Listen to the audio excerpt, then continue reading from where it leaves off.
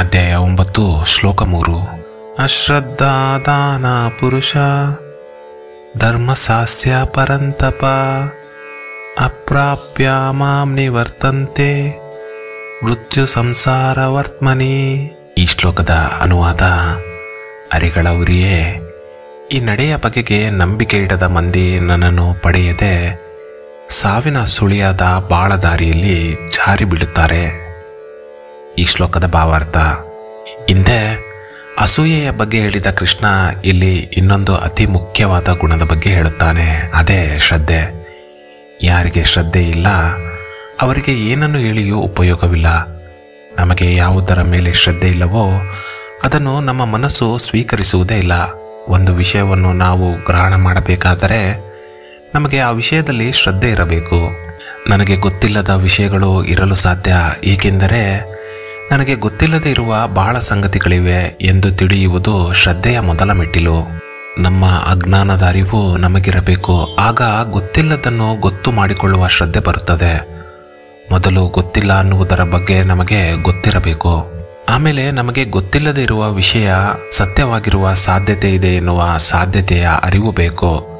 ಅದನ್ನು ತಿಳಿಯುವ ಶ್ರದ್ಧೆ ಬೇಕು. ಹೀಗೆ ತಿಳಿಯುತ್ತಾ ಗೊತ್ತಿಲ್ಲದ ವಸ್ತು ಇದೆ ಎನ್ನುವ ಸತ್ಯ ತಿಳಿಯುತ್ತದೆ. ಜ್ಞಾನದ ದಾರಿಯಲ್ಲಿ ಸಾಗುವ ಸಾಧಕನಿಗೆ ಮೂಲಭೂತವಾಗಿ ನಂಬಿಕೆ ಬೇಕು. ನಂಬದವನ ಮುಂದೆ ಏನು ಹೇಳಿಯೂ ಪ್ರಯೋಜನವಿಲ್ಲ. ಇದನ್ನೇ ಕೃಷ್ಣ ಇಲ್ಲಿ ಹೇಳುತ್ತಾನೆ: ಯಾರಿಗೆ ಶ್ರದ್ಧೆ ಇಲ್ಲವೋ ಅಂಥವರ ಪಾಲಿಗೆ ಸತ್ಯ ಇಲ್ಲ ಎಂದು. ಜಗತ್ತಿನ ಧಾರಕನಾದ ಭಗವಂತನ ಬಗೆಗೆ ನಂಬಿಕೆ ಇಲ್ಲದವರು ಭಗವಂತನನ್ನು ಸೇರುವುದಿಲ್ಲ. ಅಂಥವರು ಆತ್ಮನಾಶವಾದ ತಮಸ್ಸನ್ನು ಸೇರುತ್ತಾರೆ ಅಥವಾ ಸಂಸಾರದ ಸುಳಿಯಲ್ಲಿ ಸುತ್ತುತ್ತಿರುತ್ತಾರೆ ಎನ್ನುತ್ತಾನೆ ಕೃಷ್ಣ. ಈ ಶ್ಲೋಕದಲ್ಲಿ ಪರಂತಪ ಎನ್ನುವ ವಿಶೇಷಣವನ್ನು ಬಳಸಲಾಗಿದೆ. ಇದರ ಮೇಲ್ನೋಟದ ಅರ್ಥ ಶತ್ರುಗಳನ್ನು ಸುಡುವ ಶೂರ ಎಂದು. ನಮ್ಮ ಜೀವನ ಯುದ್ಧದಲ್ಲಿ ನಮ್ಮ ಶತ್ರುಗಳೆಂದರೆ ನಮ್ಮೊಳಗೆ ಇರುವ ಅಜ್ಞಾನ, ಮೋಹ, ಕಾಮ, ಕ್ರೋಧ ಇತ್ಯಾದಿಗಳು. ಪ್ರತಿಯೊಬ್ಬ ಸಾಧಕ ಕೂಡ ಪರತತ್ವದಲ್ಲಿ ಶ್ರದ್ಧೆಯನ್ನಿಟ್ಟು ಇಂತಹ ಶತ್ರುಗಳನ್ನು ಸುಡುವ ಬೆಂಕಿಯಾಗಬೇಕು. ಸುಟ್ಟು ಬೆಳಗುವ ಪರಂತಪನಾಗಬೇಕು. ಮುಂದಿನ ಶ್ಲೋಕಗಳಲ್ಲಿ ಕೃಷ್ಣ ತಿಳಿಯಬೇಕಾದ ಜ್ಞಾನದ ಬಗ್ಗೆ ಉಪದೇಶ ಮಾಡುತ್ತಾನೆ. ಶ್ಲೋಕ 4. ಮಯಾ ತತಮಿದಂ ಸರ್ವಂ ಜಗದವ್ಯಕ್ತಮೂರ್ತಿನ ಮತ್ಸ್ಥಾನಿ ಸರ್ವಭೂತಾನಿ ನ ಚಾಹಂ ತೇಷ್ವವಸ್ಥಿತಃ. ಈ ಶ್ಲೋಕದ ಅನುವಾದ: ಈ ಎಲ್ಲ ಜಗತ್ತು ಮೈದೋರದ ನನ್ನಿಂದ ತುಂಬಿದೆ. ಇಲ್ಲಿ ಇರುವವರೆಲ್ಲ ನನ್ನಲ್ಲಿ ನೆಲೆಸಿವೆ. ನಾನು ಅವುಗಳ ನೆರವಿನಲ್ಲಿಲ್ಲ. ಈ ಶ್ಲೋಕದ ಭಾವಾರ್ಥ: ಕೃಷ್ಣ ಹೇಳುತ್ತಾನೆ, ನಾನು ಇಡೀ ಜಗತ್ತಿನಲ್ಲಿ ತುಂಬಿರುವ ಅವ್ಯಕ್ತ ಮೂರ್ತಿ ಎಂದು. ಇಲ್ಲಿ ಬಳಸಿರುವ ಅವ್ಯಕ್ತ ಮೂರ್ತಿ ಎನ್ನುವ ಪದದಲ್ಲಿ ಅವ್ಯಕ್ತ ಮತ್ತು ಮೂರ್ತಿ ಎನ್ನುವುದು ಪರಸ್ಪರ ವಿರುದ್ಧ ಪದಗಳು. ಅವ್ಯಕ್ತ ಎಂದರೆ ಕಾಣದ್ದು, ಆಕಾರವಿಲ್ಲದ್ದು. ಮೂರ್ತಿ ಎಂದರೆ ಆಕೃತಿ ಮತ್ತು ರೂಪ. ಭಗವಂತ ಆಕಾಶದಂತೆ ಎಲ್ಲೆಡೆ ವ್ಯಾಪಿಸಿರುವ ಅವ್ಯಕ್ತ. ಆದರೆ ಆತ ಜ್ಞಾನಾನಂದಮಯನಾಗಿ ಎಲ್ಲರೊಳಗೆ ತುಂಬಿರುವ ಮೂರ್ತಿ. ಒಂದೊಂದು ವಸ್ತುವಿನಲ್ಲೂ ಒಂದೊಂದು ರೂಪದಲ್ಲಿ ತುಂಬಿರುವ ಅನಂತ ರೂಪಗಳುಳ್ಳುವ ಆ ಭಗವಂತ. ಕೃಷ್ಣ ಹೇಳುತ್ತಾನೆ, ಪ್ರತಿಯೊಂದು ವಸ್ತುವಿಗೂ ನಾನು ಆಧಾರ. ಈ ಇಡೀ ಪ್ರಪಂಚ ನನ್ನನ್ನು ಅವಲಂಬಿಸಿಕೊಂಡಿದೆ, ಆದರೆ ನಾನು ನಿರಾಲಂಬನಾಗಿ ಎಲ್ಲೆಡೆ ತುಂಬಿದ್ದೇನೆ ಎಂದು. ಶ್ಲೋಕ 5. ನ ಚ ಮತ್ಸ್ಥಾನಿ ಭೂತಾನಿ ಪಶ್ಯ ಮೇ ಯೋಗಮೈಶ್ವರಂ ಭೂತಭೃನ್ನ ಚ ಭೂತಸ್ಥೋ ಮಮಾತ್ಮ ಭೂತ ಭಾವನಃ. ಈ ಶ್ಲೋಕದ ಅನುವಾದ: ನನ್ನಲ್ಲಿ ಎಲ್ಲ ಉಂಟು, ನನಗಿಲ್ಲ ಯಾವುದರ ಅಂಟು.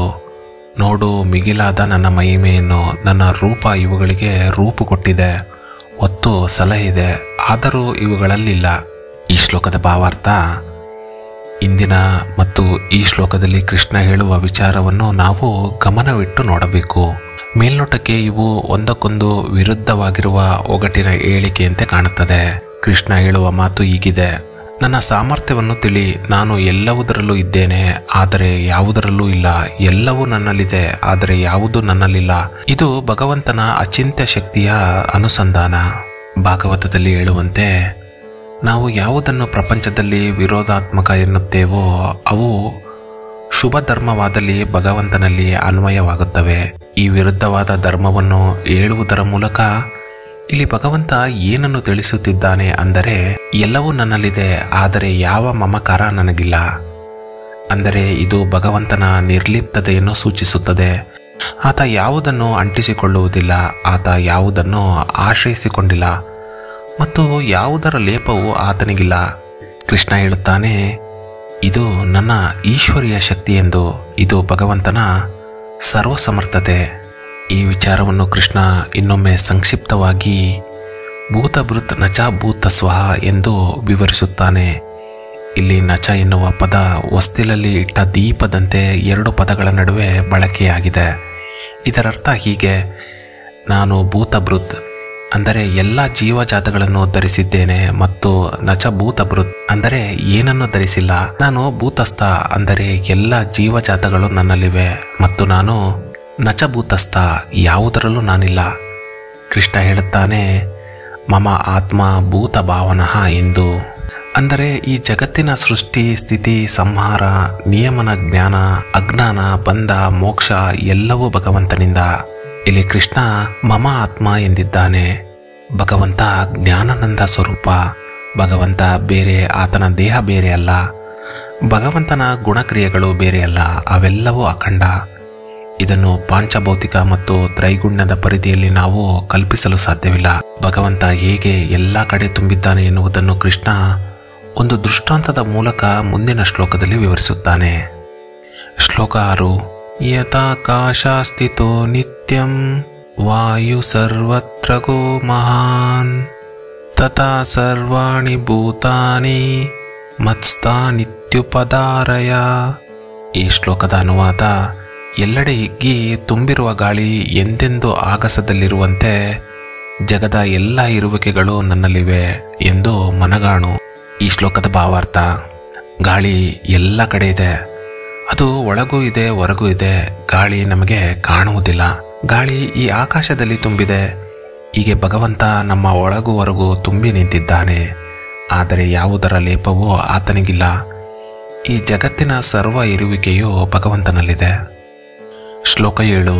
ಸರ್ವಭೂತಾನಿ ಕೌಂತೆಯ ಪ್ರಕೃತಿಂ ಯಾಂತಿ ಮಾಮಿಕಾಂ ಕಲ್ಪಕ್ಷಯೇ ಪುನಸ್ತಾನಿ ಕಲ್ಪಾದೌ ವಿಸೃಜಾಮ್ಯಹಂ.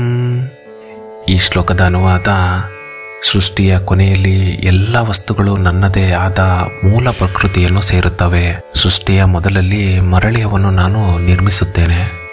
ಈ ಶ್ಲೋಕದ ಭಾವಾರ್ಥ: ಸೃಷ್ಟಿಯಾಗಿ 31,104,000 ಕೋಟಿ ವರ್ಷಗಳ ನಂತರ ಮಹಾಪ್ರಳಯ. ಇದು ಚತುರ್ಮುಖ ಬ್ರಹ್ಮನ 100 ವರ್ಷ. ಇದನ್ನು ಕಲ್ಪಕ್ಷಯ ಎನ್ನುತ್ತಾರೆ. ಈ ಮಹಾಪ್ರಳಯದಲ್ಲಿ ಸತ್ಯಲೋಕದಿಂದ ಹಿಡಿದು ಪ್ರತಿಯೊಂದು ತನ್ನ ಸ್ಥೂಲ ರೂಪವನ್ನು ಕಳೆದುಕೊಂಡು ಸೂಕ್ಷ್ಮ ರೂಪದಲ್ಲಿ ಭಗವಂತನ ಅಧೀನವಾದ ಪ್ರಕೃತಿಯನ್ನು ಸೇರುತ್ತವೆ. ಎಲ್ಲ ಜೀವಜಾತಗಳು ಕೂಡ ತನ್ನ ಸ್ಥೂಲ ರೂಪವನ್ನು ಕಳೆದುಕೊಂಡು ಭಗವಂತನ ಉದರವನ್ನು ಸೇರುತ್ತದೆ. ಮತ್ತೆ 31,104,000 ಕೋಟಿ ವರ್ಷ ಪ್ರಳಯ ಕಾಲ. ನಂತರ ಮರಳಿ ಈ ಸೃಷ್ಟಿ ನಿರ್ಮಾಣವಾಗುತ್ತವೆ. ಅಂದರೆ ಮರಳಿ ಸೂಕ್ಷ್ಮ ರೂಪದಿಂದ ಸ್ಥೂಲ ರೂಪವನ್ನು ಪಡೆಯುತ್ತವೆ. ಶ್ಲೋಕ 8. ಪ್ರಕೃತಿಂ ಸ್ವಾಮವಸ್ತಭ್ಯ ವಿಸೃಜಾಮಿ ಪುನಃ ಪುನಃ ಭೂತಗ್ರಾಮಾಮಿಮಂ ಕೃಷ್ಣಮವಶಂ ಪ್ರಕೃತಿರ್ವಶಾತ್. ಈ ಶ್ಲೋಕದ ಅನುವಾದ: ಪ್ರಕೃತಿಯ ನಿಯತಿಗೊಳಪಟ್ಟು ಪರತಂತ್ರವಾದ ಈ ಇಡೀ ವಿಶ್ವವನ್ನು ನನ್ನದೇ ಆದ ಪ್ರಕೃತಿಯನ್ನು ಬಳಸಿ ಮತ್ತೆ ಮತ್ತೆ ನಿರ್ಮಿಸುತ್ತೇನೆ. ಈ ಶ್ಲೋಕದ ಭಾವಾರ್ಥ: ಪ್ರಳಯ ಕಾಲದಲ್ಲಿ ಸೂಕ್ಷ್ಮ ರೂಪದಲ್ಲಿ ಭಗವಂತನನ್ನು ಸೇರಿದ ಜಡ ಮತ್ತು ಜೀವವನ್ನು ಭಗವಂತ ತನ್ನ ಅಧೀನವಾದ ಪ್ರಕೃತಿಯನ್ನು ಬಳಸಿ ಮತ್ತೆ ಸೃಷ್ಟಿ ಮಾಡುತ್ತಾನೆ. ಭಗವಂತನ ಈ ಸೃಷ್ಟಿ ಮತ್ತು ಸಂಹಾರ ಚಕ್ರ ನಿರಂತರ. ಇಂತಹ ಅನಂತ ಬ್ರಹ್ಮಾಂಡಗಳು ಹಿಂದೆ ನಿರ್ಮಾಣವಾಗಿ ಸಂಹಾರವಾಗಿವೆ ಮತ್ತು ಇನ್ನು ಅನಂತ ಕಾಲದಲ್ಲೂ ಇದು ಮುಂದುವರಿಯುತ್ತದೆ. ಈ ಕಾರಣಕ್ಕಾಗಿ ಭಗವಂತನನ್ನು ಅನಂತ ಕೋಟಿ ಬ್ರಹ್ಮಾಂಡ ನಾಯಕ ಎಂದು ಕರೆಯುತ್ತಾರೆ. ಹೀಗೆ ನಿರಂತರ ಸೃಷ್ಟಿ ಸಂಹಾರ ಮಾಡುವ ಭಗವಂತನಿಗೆ ಕರ್ಮ ಅಂಟುವುದಿಲ್ಲವೇ? ಮುಂದಿನ ಶ್ಲೋಕಗಳಲ್ಲಿ ನೋಡೋಣ.